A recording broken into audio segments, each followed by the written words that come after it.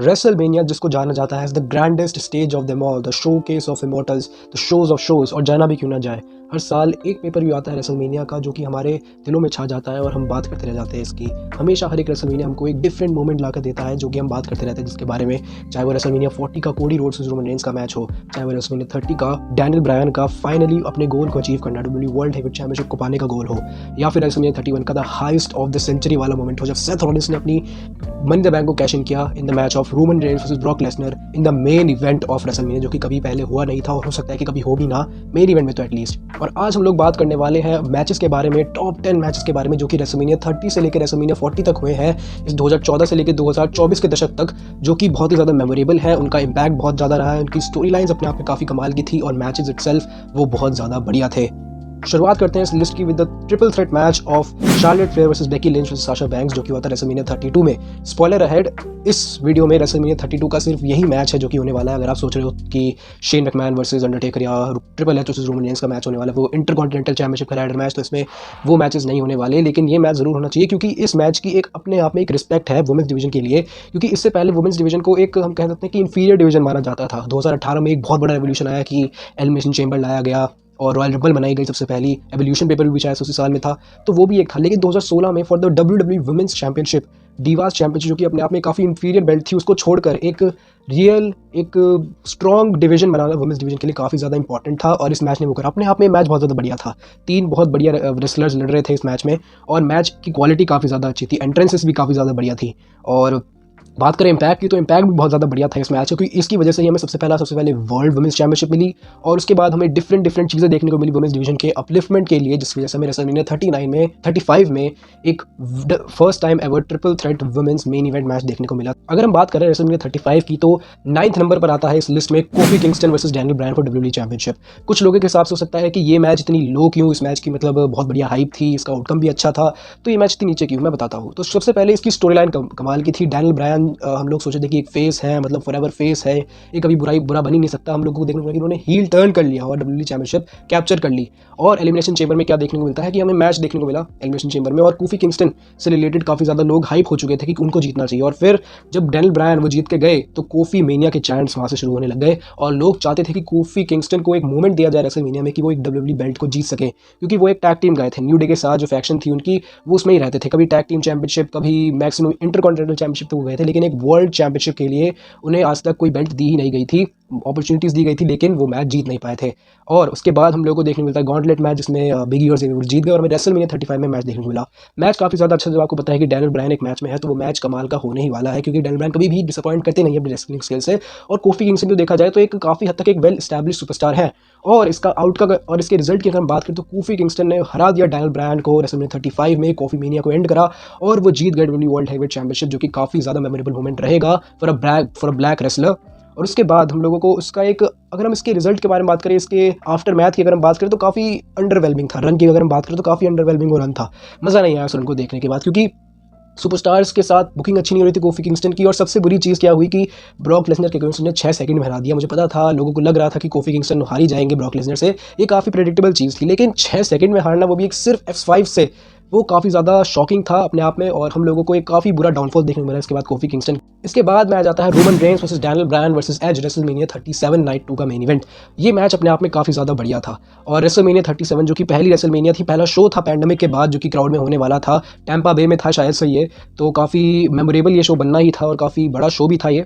और हम लोगों को देखने को मिलता है कि एज ने रॉयल रंबल जीती 2021 की और उसके बाद रोमन रेंस को चैलेंज किया। फिर उसके बाद रोमन रेंस और डैनियल ब्रायन का मैच होता है एलिमिनेशन चेंबर में, जब डैनियल ब्रायन ने एलिमिनेशन चेंबर जीती थी और उन्होंने उनसे लड़ा, लेकिन रोमन रेंस ने मतलब अपनी पॉलिटिक्स दिखाई और डैनियल ब्रायन वैसे भी थोड़े थक गए थे उस टाइम पर एलिमिनेशन चेंबर मैच लड़ने के बाद, तो इस वजह से रोमन रेंस जीत गए। हमें देखने को मिलता है कि फास्ट लेन में इन दोनों का मैच होता है जिसमें डैनियल ब्रायन हार जाते हैं, लेकिन एक हम कह सकते हैं एक ऐसी एंडिंग देखने को मिली जो कि सेटिस्फैक्ट्री थी नहीं, जिस वजह से हमको देखने को मिलता है कि डैनियल ब्रायन भी इस मैच में ऐड किए गए और रेसलमेनिया 30 वाली चीज़ को यहाँ पर डाला गया। लेकिन इस मैच का रिजल्ट काफ़ी डिफरेंट था, हमें रोमन रेंस जीतते हुए यहाँ पे नजर आए और लोग चाहते तो थे कि रोमन रेंस और एज का मैच हो, लेकिन डैनियल ब्रायन की इन्वॉल्वमेंट से ये मैच काफ़ी ज़्यादा और अच्छा बन गया, क्योंकि 3 बहुत ही स्टैब्लिश्ड रेसलर हैं और अपने आप में काफ़ी क्लासिक मैच देख सकते हैं। रेसलमेनिया 37 का मेरे ख्याल से बेस्ट रेसलिंग क्वालिटी वाइज काफ़ी बढ़िया मैच था और इसका इम्पैक्ट क्या था, इसका इम्पैक्ट बहुत बड़ा था कि इससे हमें पता चला था कि रोमन रेंस की एक्चुअल पावर क्या है। मेरे ख्याल से बहुत सारे लोगों को लग रहा था, इवन मुझे भी, कि एज यहाँ पर मैच को जीत जाएगी, क्योंकि क्राउड को घर खुशी से भेजना चाहते हैं डब्ल्यूडब्ल्यू वाले, लेकिन ऐसा हुआ नहीं। रोमन रेंस ने दोनों को एक साथ पिन किया और एक स्ट्रॉन्ग वे में चैंपियनशिप को अपनी रिटेन किया। इसके बाद हमको देखने को मिलता है इस लिस्ट में Cody Rhodes versus Seth Rollins WrestleMania 38 में,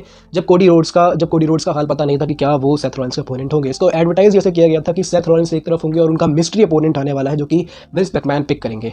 और उस टाइम पर स्टोरी ऐसी हो रही थी कि सेथ रॉलिंस को कोई अपोनेंट मिल नहीं रहा था उस टाइम पर, और केविन ओवेंस भी सेटल हो गए, जो उनके दोस्त थे उस टाइम पर वो भी सेटल हो गए थे। स्टीव ऑस्टिन के साथ उनका मैच होने वाला था, शो होने वाला था, और लेकिन सेथ रॉलिंस यहाँ पर बीच में जो है अटक गए थे और उनको पता नहीं था कि उनके साथ डायरेक्शन में होने का वाला है। रेसलमेनिया में हमें पता चलता है कि रेसलमेनिया के लिए विंस मैकमैन ने अनाउंस किया है कि वो लड़ेंगे एक मिस्ट्री अपोनेंट से। लोगों को लग रहा था कि यहाँ पे कोडी रोड्स होंगे क्योंकि बहुत ज़्यादा प्रेडिक्शंस की जा रही थी और प्रेडिक्टेबल भी था क्योंकि उस टाइम पे उनका कॉन्ट्रैक्ट जो है वो ऑफ हो चुका था। वो कॉन्ट्रैक्ट उन्होंने रिन्यू करा नहीं, तो उन्होंने AEW से अपनी एग्जिट कर ली और उन्होंने एक कह सकता हूँ कि अपने लिए बहुत ही बढ़िया डिसीजन बनाया डब्ल्यू में वापस आने का, क्योंकि सबसे पहले तो मैच बहुत ज़्यादा बढ़िया था। इन्होंने 3 मैचेस दिए और हेल इन अ सेल के बाद ये मैच मेरा सबसे ज़्यादा बढ़िया लगता है और काफ़ी बढ़िया मैच था ये।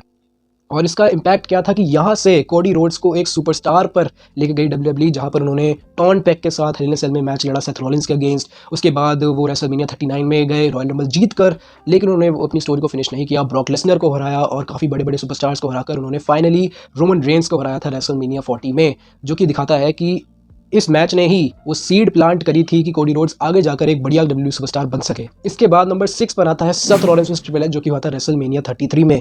इस मैच की स्टोरी लाइन काफ़ी ज़्यादा बढ़िया थी, काफ़ी लंबी भी थी, और शॉर्ट में कहूँ तो अथॉरिटी के साथ सेथ रॉलिंस जब जुड़े थे 2014 में, तो वहाँ पर जो है उन्होंने अपना हील टर्न करा था। और उसके बाद और 2016 में फैटल 4 में मैच हुआ था जिसमें बिग कैश, रोमन रेंस और केविन ओवेंस और सेथ रॉलिंस लड़ रहे थे यूनिवर्सल चैंपियनशिप के लिए। और वहाँ पर ट्रिपल एच ने जो है सेथ रॉलिंस पर अपना टर्न कर लिया। लग रहा था कि सेथ रॉलिंस की हेल्प करेंगे ट्रिपल एच, लेकिन ऐसा कुछ हुआ नहीं। लेकिन उसके बाद हम लोग को देखने को मिलता है कि ये story line week by week progress करती रहती है। और मुझे ये भी लगता है कि हुआ था ऐसा कि एक NXT के टेक ओवर शो में सेथ रॉलिंस आ गए थे, उस शो को हाईजैक करने का कुछ काम था उनका, लेकिन वहाँ से उनको भगा दिया गया था। लेकिन week by week story telling बहुत बढ़िया, स्टोरी टेलिंग इट्स पीक थी। और बेस्ट मैच है रेसलमेनिया 33 का, क्योंकि अपने आप में रेसलमेनिया बोरिंग थी क्योंकि मैचेस थोड़े वीक थे, और लेकिन ये स्टोरी लाइन काफ़ी ज़्यादा एपिक थी, एंट्रेंसेस बढ़िया थी। और ट्रिपल एच ने यहाँ पे प्रूव कर दिया कि एज डजंट मैटर, चाहे उनकी एज हो चुकी हो, चाहे वो अपनी रिटायरमेंट के फेस पर आ चुके हैं। इसके 2 साल बाद उन्होंने रिटायरमेंट ली थी, लेकिन उन्होंने बढ़िया मैच दिया। और सेथ रॉलिंस मेरे ख्याल से द बेस्ट रेसलर डब्ल्यूडब्ल्यूई के, मेरे लिए तो एटलीस्ट, और उन्होंने काफ़ी बढ़िया मैच दिया। मेमोरेबल स्पॉट है कि स्टेफनी मैकमैन को टेबल पर जो है थ्रो करने का एक बहुत बड़ा स्पॉट था, और यहाँ से सेथ रॉलिंस को किंग स्लेयर का टैग दिया गया और वहाँ से उन्होंने बढ़िया अकॉम्प्लिशमेंट करी और यहाँ से उनका जो करियर है वो स्पाइक करता चला गया। नंबर 5 पर आता है एक tie, Daniel Bryan versus triple H WrestleMania 30 में, और दूसरा मैच वो भी रेसलमेनिया 30 का है जो कि है अंडरटेकर वर्सेस ब्रॉक लेसनर। सबसे पहले अंडरटेकर और ब्रॉक लेसनर के मैच की बात करते हैं।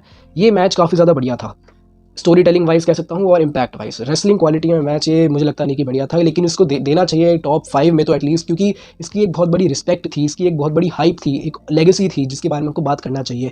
ब्रॉक लेसनर चाहते थे कि वो अंडरटेकर की स्ट्रीक को तोड़ दे, क्योंकि वो एक अनस्टॉपेबल बीस्ट लग रहे थे उस टाइम पर, और डब्ल्यूडब्ल्यूई चाहती थी कि वहाँ से उनका एक बीस्ट वाला कैरेक्टर अनलॉक हो और वहाँ से वो कॉन्कर करते जाए लोगों को। यहाँ से जो है उन्होंने अंडरटेकर को चैलेंज किया रेसलमेनिया 30 में, और वहाँ पर हमको मैच देखने को मिला जो कि काफ़ी ज़्यादा अंडरवेलमिंग था, क्योंकि अंडरटेकर की एज हो चुकी थी और ब्रॉक लेसनर भी उतना कुछ एफर्ट में लगा नहीं पाए कि उस मैच को बढ़िया बना सके। उसके बाद इसका इम्पैक्ट तो भाई बहुत ज़्यादा बड़ा था, क्योंकि स्ट्रीक 21-0 की स्ट्रीक यहाँ पर खत्म हो गई। 21-0 से 21-1 हो गया था, और लोग कहते हैं कि ब्रॉक लेसनर को इसको स्ट्रीक को तोड़ना नहीं चाहिए था, लेकिन मेरे ख्याल से एक स्ट्रॉन्ग अपोनेंट होना चाहिए था जो कि ब्रॉक लेसनर जैसा ही हो, और वो ब्रॉक लेसनर थे तो मुझे इतनी कोई प्रॉब्लम थी नहीं। लेकिन उसके अलावा मैच अंडरवेलमिंग था, स्टोरी लाइन अच्छी थी, लेकिन इसका इम्पैक्ट इसको नंबर 5 पर लाने के लिए काफ़ी है। डैनियल ब्रायन और ट्रिपल एच की अगर हम बात करें तो ये स्टोरी लाइन काफ़ी ज़्यादा रिवॉल्व करी थी, जिसकी मैं आगे बात करने वाला हूँ स्टोरी लाइन की। तो इसलिए इसका इम्पैक्ट क्या था कि ट्रिपल थ्रेट मैच बना आगे जाकर, और मैच अपने आप में काफ़ी ज़्यादा बढ़िया था, इसकी स्टोरी लाइन भी काफ़ी ज़्यादा एपिक थी। इसके बाद आता है एक tag team match, Kevin Owens and Sami Zayn versus the Usos at WrestleMania 39।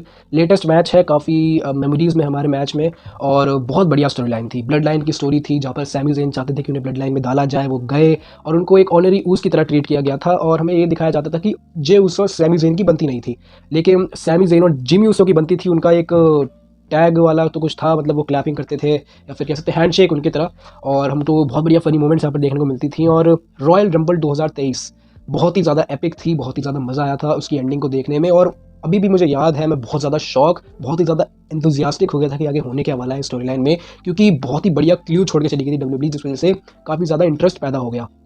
उसके बाद हमको एक रियूनियन देखने को मिलता है केविन ओवेंस और सैमी ज़ेन का। इसको वर्ड्स में एक्सप्लेन करना बहुत ज़्यादा मुश्किल है, क्योंकि जब आप इसको देखोगे, इसको फ़ील करोगे, तभी आपको इसकी असली इंपॉर्टेंस के बारे में पता चलेगा। इसलिए वर्ड्स पर आप ज़्यादा मेरे गौर मत करना, क्योंकि आप चाहो तो इस स्टोरी लाइन को देख सकते हो, क्योंकि हिस्ट्री ऑफ ब्लड लाइन नाम से कुछ दिया है डब्ल्यूडब्ल्यूई ने, एक यूट्यूब पर वीडियो डाली है। तो यहाँ पर काफ़ी बढ़िया मैच था ये अपने आप में। 1D पर पहला किकआउट हमको देखने को मिला था, और केविन ओवेंस, सैमी ज़ेन और उसोज मास्टर है स्टोरी टेलिंग के। लंबा मैच था, लेकिन वो प्रोग्रेस देखने को मिल रही थी, वो बिल्डअप, वो धीरे धीरे धीरे धीरे हमको देखने को मिल रहा था, जिस वजह से मैच 5 स्टार भी दिया गया था इसको, डेव मेल्टजर ने दिया था। और इसका इम्पैक्ट क्या था कि सबसे पहले तो सबसे बढ़िया मैच था ये पूरी रेसलमेनिया का, और सबसे बढ़िया tag team match of all time मेरे लिए और बहुत सारे लोगों के लिए होगा, क्योंकि story telling at speak, wrestling at its peak, story telling at its peak, literally everything at its peaked. WrestleMania 39 peaked कर गई थी इस टाइम पर, और बहुत ही बढ़िया शो वो बना था, और मेरे ख्याल से तो इस मैच को आना ही चाहिए। इसके बाद आता है नंबर 3 पर Roman Reigns versus Brock Lesnar WrestleMania 31 में। आप सोच रहे होंगे कि इसकी स्टोरी लाइन तो इतनी बढ़िया थी नहीं, दो बड़े बंदों को लड़ा दिया, और हाँ भाई ठीक है, अच्छे रेसलिंग कर ली इन्होंने, मतलब एक लौता मैच जो कि हाँ लगा था कि असली रेसलिंग मैच है अच्छा इनके बीच में, और इसका क्या बढ़िया था। लेकिन सेथ रॉलिंस ने इसको इस मैच में 4 चांद 5 चांद, मतलब बहुत चांद लगा दिए, और ये मैच इस लिस्ट की 3rd पोजीशन में आ गया। वरना सोचो कि अगर इस मैच में हमको एक आउटकम देखने को मिलता कि ब्रॉक लेसनर रोमन रेंस ने भी चैंपियनशिप जीत ली है तो, लेकिन सेथ रॉलिंस ने इसमें मैच में आकर 4 चांद लगा दिए और इस मैच को नंबर 3 पर लिया है।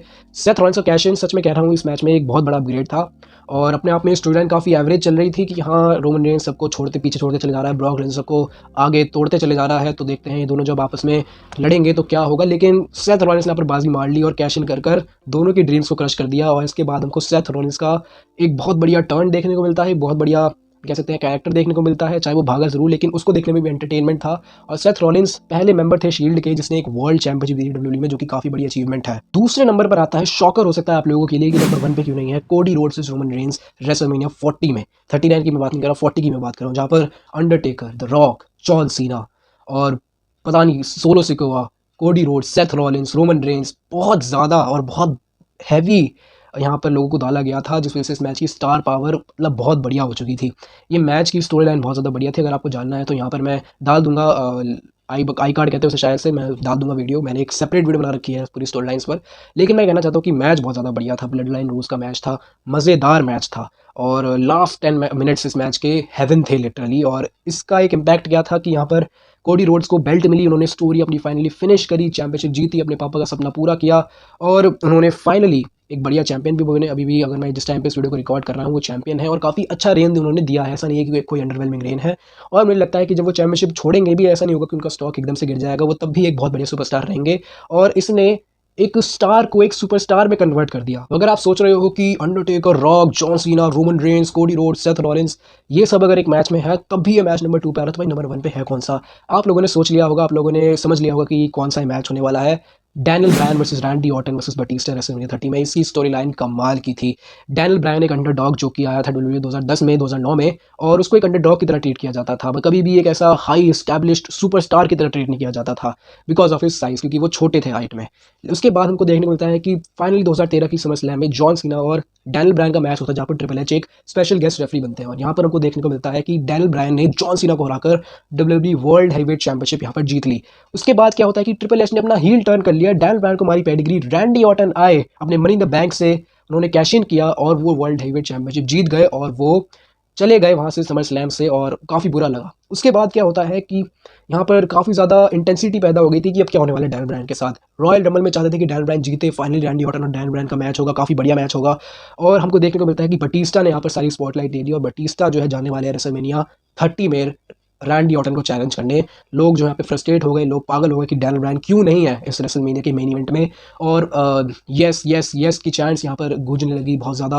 हम कह सकते हैं डी ब्रायन मेनिया हमको देखने को मिल गई, और बहुत होलसम मोमेंट्स हमको देखने को मिली। लोग चाहते थे कि डेस्परेटली कि डैनियल ब्रायन को मेन इवेंट में डाला जाए रेसलमेनिया की, और डब्ल्यू ने इसका यूज़ किया, और इसको फाइनली यहाँ डब्ल्यू ने सुना और मैच लगाया triple H versus Daniel Brian का, जो कि अपने आप में काफ़ी बढ़िया स्टोरी लाइन थी। उसके बाद यहाँ पे डैनियल ब्रायन ने मैच जीता, वो गए ट्रिपल थ्रेट में। इस मैच को जो कि सिंगल्स होने वाला था, इसको ट्रिपल थ्रेट बनाया, और इस मैच में हमको बहुत मेमोरेबल मोमेंट्स देखने को मिली हैं, और ये मैच नंबर 1 है इस लिस्ट का। और डैनियल ब्रायन ने अपनी चैंपियनशिप वापस रीगेन करी और बन गए डब्ल्यूडब्ल्यूई वर्ल्ड हैवीवेट चैंपियन। इसका इम्पैक्ट क्या था कि एक स्टार डैनियल ब्रायन को एक सुपरस्टार डैनियल ब्रायन में कन्वर्ट कर दिया, जिसके बारे में हम लोग बात करते आ रहे हैं सालों दर साल। और इस मैच में काफ़ी बढ़िया मोमेंट्स थी, और सच कहूँ तो बेस्ट मैच है रेसलमेनिया का इन 10 मैचेस में से, जो कि जिस वजह से मैच नंबर 1 पे भी आता है। और हम देखा जाए तो one of the best WrestleMania की स्टोरी लाइन्स, मैचेस, हर चीज़ में इस मैच ने, इस स्टोरी लाइन ने पीक कर दिया था और इस वजह से ये मैच नंबर 1 पे आता है। मैं जानना चाहता हूँ कि आपकी क्या लिस्ट होगी इन टॉप 10 मैचेस की? क्या आप डिसएग्री करते हैं कि कोडी रोड्स और रोमन रेंस का मैच नंबर 1 पे होना चाहिए, डैनियल ब्रायन का मैच नीचे होना चाहिए? मैं जानना चाहता हूँ।